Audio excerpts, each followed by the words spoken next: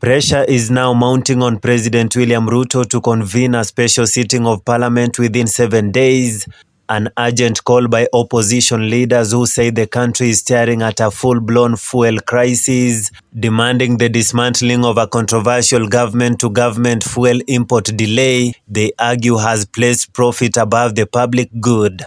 What an oxymoron then there is, that the global oil prices are now around $98 per barrel. But Kenyans are paying upwards of 200 shillings. That is a paradox by itself.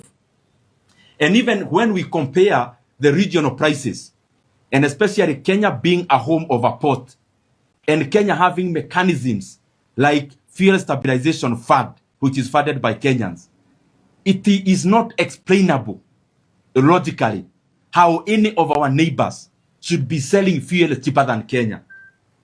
That is a paradox by itself. The opposition, led by former DP Rigathi Gachagua, has escalated the pressure, accusing the state of watching from the sidelines as fuel prices surge. We wish to draw the attention of Kenyans to one of the greatest fuel scandals in the history of independent Kenya. We have deliberately taken time to look into the scandal that has hit Kenya in the hope that the government of President William Ruto would be kind to the people of Kenya and save them from further agony. Little was it forgotten to us that Kenyans are on their own, and the entire energy value chain is completely a criminal enterprise under William Ruto.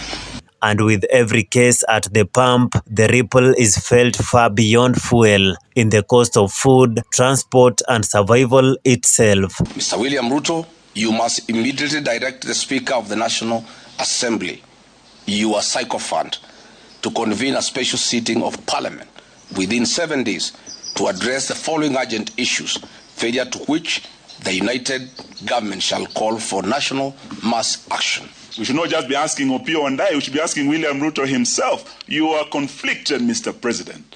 How much is enough for you, Mr. President? Revenue and expenditure estimates, what we call the budget estimates, will be tabled before the House of Parliament not later than 30th of this month. And therefore, our call for a special sitting should be at this time. If this issue is not dealt with, this matter of oil, I think we haven't seen the worst yet in terms of the direction our economy is going to take.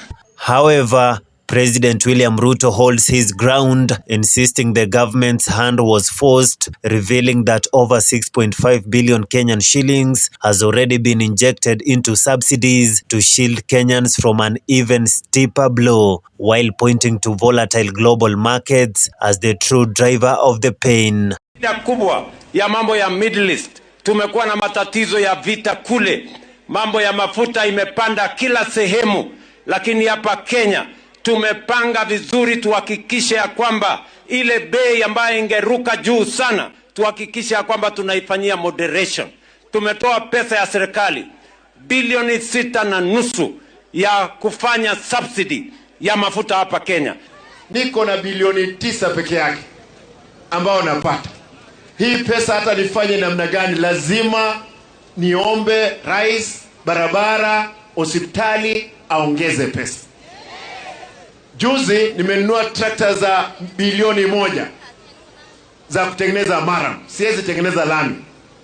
Lazima tuongee na mheshimiwa rais hakikishe kwamba hizi barabara ambazo zilikuwa zimeharibika zimetengenezwa. As rhetoric crises and positions harden, the question lingers: who will carry the weight of this crisis? Because in the space between policy and politics, between promise and reality, it is the Kenyan mwananchi who continues to pay the price. Innocent Ogaro, The Informer Media Group, Nairobi.